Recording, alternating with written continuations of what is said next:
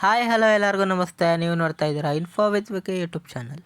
ಇವತ್ತಿನ ವಿಡಿಯೋದಲ್ಲಿ ration card related 6 ಹೊಸ ಅಪ್ಡೇಟ್ಗಳಾದರೂ ಬಂದಿದೆ. ನೀವು 6 ಹೊಸ ಅಪ್ಡೇಟ್ಗಳನ್ನ ನೀವು ಪಾಲನೆ ಮಾಡಿಲ್ಲ ಅಂತ ಹೇಳಿದ್ರೆ ಸಿಂಪಲ್ ನಿಮ್ಮ ರೇಷನ್ ಕಾರ್ಡ್ ಕ್ಯಾನ್ಸಲ್ ಆಗುತ್ತೆ. ನಿಮ್ಮದೇನಾದರೂ ರೇಷನ್ ಕಾರ್ಡ್ ಕ್ಯಾನ್ಸಲ್ ಆಯಿತು ಅಂತ ಹೇಳಿದ್ರೆ ನೀವು ಯಾವುದೇ ರೀತಿಯ ಗೌರ್ಮೆಂಟ್ ಸರ್ವಿಸಸ್ಗೆ ಅಪ್ಲೈ ಮಾಡೋಕ್ಕಾಗಲ್ಲ. ಹಾಗಾಗಿ ಈ ವಿಡಿಯೋದಲ್ಲಿ ನಾನು ನಿಮಗೆ 6 ಹೊಸ ರೂಲ್ಸ್ಗಳ ಬಗ್ಗೆ ಸಂಪೂರ್ಣವಾಗಿ ನಿಮಗೆ ತಿಳಿಸ್ಕೊಡ್ತೀನಿ.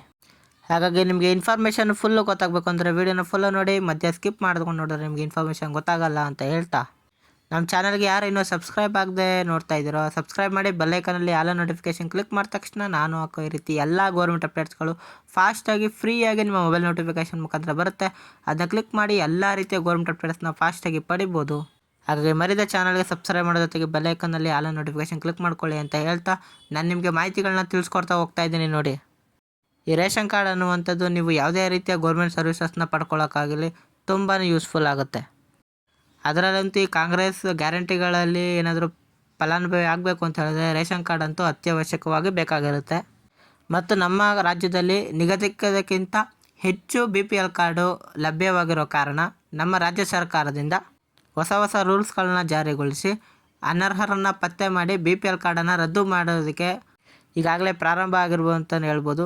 ಈಗಾಗಲೇ 1,20,000 ಜನಕ್ಕೂ ಹೆಚ್ಚು BPL ಕಾರ್ಡ್ಗಳು ಈಗಾಗಲೇ ಕ್ಯಾನ್ಸಲ್ ಆಗಿದೆ. ಅಷ್ಟು ಕಾರ್ಡ್ಗಳು ಕ್ಯಾನ್ಸಲ್ ಆಗೋ ಜೊತೆಗೆ ಈಗ ಹೊಸ ರೂಲ್ಸ್ಗಳು ಕೂಡ ಆಡಪ್ ಆಗಿದೆ. ಅದನ್ನು ನೀವೇನಾದರೂ ಫಾಲೋ ಮಾಡಿಲ್ಲ ಅಂತಂದರೆ ನೀವು ಸಹ ಈ ರೇಷನ್ ಕಾರ್ಡ್ ಕ್ಯಾನ್ಸಲ್ ಲಿಸ್ಟ್ಗೆ ನೀವು ಸಹ ಬರ್ತೀರಾ. ಹಾಗಾಗಿ ಏನು ರೂಲ್ಸ್ಗಳು ಅಂತ ಮೊದಲೇ ತಿಳ್ಕೊಂಡು ನೀವು ಹುಷಾರಾಗಿ ರೇಷನ್ ಕಾರ್ಡನ್ನ ಕಾಪಾಡ್ಕೊಳ್ಳುವಂಥದ್ದು ಒಳ್ಳೆಯದು.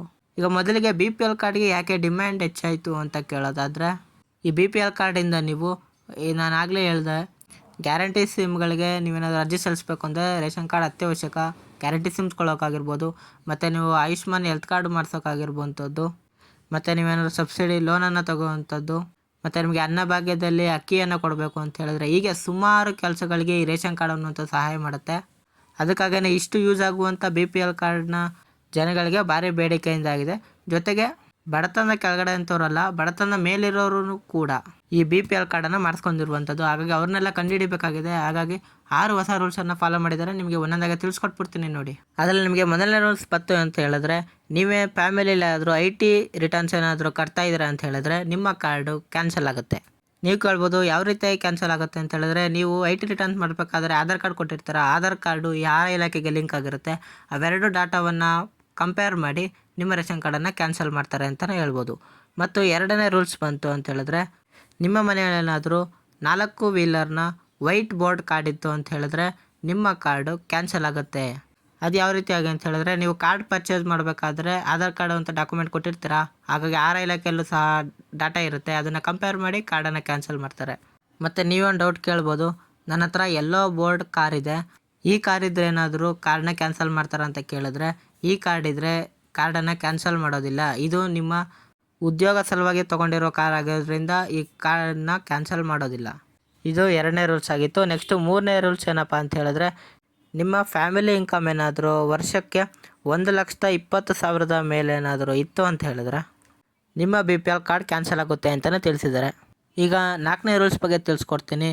ನಿಮಗೆ 3 ಹೆಕ್ಟೇರ್ಗಿಂತ ಜಮೀನು ಏನಾದರೂ ಇತ್ತು ಅಂತ ಹೇಳಿದ್ರೆ, ಅದು ನಿಮ್ಮ ಸಪ್ರೇಟ್ ಆಗಿರ್ಬೋದು ಅಥವಾ ಇಡೀ ಫ್ಯಾಮಿಲಿಯಲ್ಲಿ ಸೇರಿಸಿದ್ರೆ 3 ಹೆಕ್ಟೇರ್ ಆಗಿರ್ಬೋದು, ಏನಾದರೂ ಇಷ್ಟು ಜಮೀನಿತ್ತು ಅಂತ ಹೇಳಿದ್ರೆ ನಿಮ್ಮ BPL ಕಾರ್ಡ್ ಕ್ಯಾನ್ಸಲ್ ಆಗುತ್ತೆ. ಮತ್ತು 5ನೇ ರೂಲ್ಸ್ ಏನಪ್ಪ ಅಂತ ಹೇಳಿದ್ರೆ, ನೀವೇನಾದ್ರು ನಗರದಲ್ಲಿ ವಾಸ ಮಾಡ್ತಾ ಇದ್ದೀರಾ ಅಂತ ಹೇಳಿದ್ರೆ 1,000 ಚದರ ಮೀಟರ್ಗಿಂತ ಏನಾದರೂ ನಿಮ್ಮ ಸ್ಕ್ವೇರ್ ಫೀಟ್ ಜಾಸ್ತಿ ಇತ್ತು ಅಂತ ಹೇಳಿದ್ರೆ ನಿಮ್ಮ BPL ಕಾರ್ಡ್ ಕೂಡ ಕ್ಯಾನ್ಸಲ್ ಆಗುತ್ತೆ.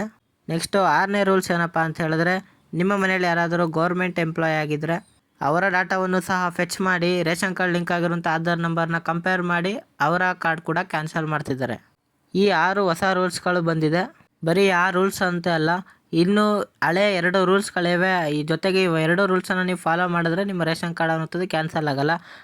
ಮೊದಲನೇ ರೂಲ್ಸ್ ಏನಪ್ಪ ಅಂತ ಹೇಳಿದ್ರೆ, ನೀವು 6 ತಿಂಗಳಿಗಿಂತ ಒಂದು ಸಲ ನಿಮ್ಮ ರೇಷನನ್ನು ನೀವು ತೊಗೊತಾ ಇರಬೇಕಾಗತ್ತೆ. ರೇಷನನ್ನು ನೀವೇನಾದ್ರು 6 ತಿಂಗಳ ಒಳಗಡೆ ತೊಗೊಂಡಿಲ್ಲ ಅಂತ ಹೇಳಿದ್ರೆ ನಿಮ್ಮ ಕಾರ್ಡ್ ಕ್ಯಾನ್ಸಲ್ ಆಗುತ್ತೆ. ಮತ್ತು ಎರಡನೇ ಹಳೆ ರೂಲ್ಸ್ ಏನಪ್ಪ ಅಂತ ಹೇಳಿದ್ರೆ, ನಿಮ್ಮ ಕಾರ್ಡಲ್ಲಿ ಇರುವಂಥ ಪ್ರತಿಯೊಬ್ಬರ ಜನರ KYC ಅನ್ನುವಂಥದ್ದು ಆಗಿರಬೇಕಾಗತ್ತೆ. KYC ಅನ್ನುವಂಥದ್ದು ಆಗಿಲ್ಲ ಅಂತ ಹೇಳಿದ್ರೆ ನಿಮ್ಮ ಕಾರ್ಡ್ ಕೂಡ ಕ್ಯಾನ್ಸಲ್ ಆಗುತ್ತೆ. ನೋಡಿ, 6 ಹೊಸ ರೂಲ್ಸ್ಗಳು ಮತ್ತು 2 ಹಳೆ ರೂಲ್ಸ್ಗಳನ್ನು ನಿಮಗೆ ಒಂದೇ ವಿಡಿಯೋದಲ್ಲಿ ಸಂಪೂರ್ಣವಾಗಿ ತಿಳಿಸ್ಕೊಟ್ಟಿದ್ದೀನಿ. ಈ ವಿಡಿಯೋನ ನಿಮ್ಮ ಫ್ರೆಂಡ್ಸ್ ಫ್ಯಾಮಿಲೀಸ್ಗೂ ಶೇರ್ ಮಾಡಿ, ಅವ್ರಿಗೂ ಸಹ ತುಂಬಾ ಯೂಸ್ ಆಗುತ್ತೆ. ಹಾಗೆ ನಿಮಗೆ ಇನ್ಫಾರ್ಮೇಷನ್ ಇಷ್ಟ ಆಗಿದೆ ಅಂದರೆ ವಿಡಿಯೋಗೆ ಒಂದು ಲೈಕ್ ಕೊಡೋದನ್ನ ಮರಿಬೇಡಿ. ಏನೇ ಡೌಟ್ ಇದ್ದರೂ ಡೈರೆಕ್ಟ್ ಕಮೆಂಟ್ ಬಾಕ್ಸಲ್ಲಿ ಕಮೆಂಟ್ ಮಾಡಿ. ಹಾಗೂ ಇದೇ ರೀತಿ ಕಂಟೆಂಟ್ಗಳಿಗೆ ನನ್ನ ಚಾನಲ್ನ ಸಬ್ಸ್ಕ್ರೈಬ್ ಆಗೋದನ್ನ ಮರಿಬೇಡಿ. ಸಿಗೋಣ ಮುಂದಿನ ಇನ್ಫಾರ್ಮೇಟಿವ್ ವಿಡಿಯೋದಲ್ಲಿ. ಬಾಯ್ ಬಾಯ್.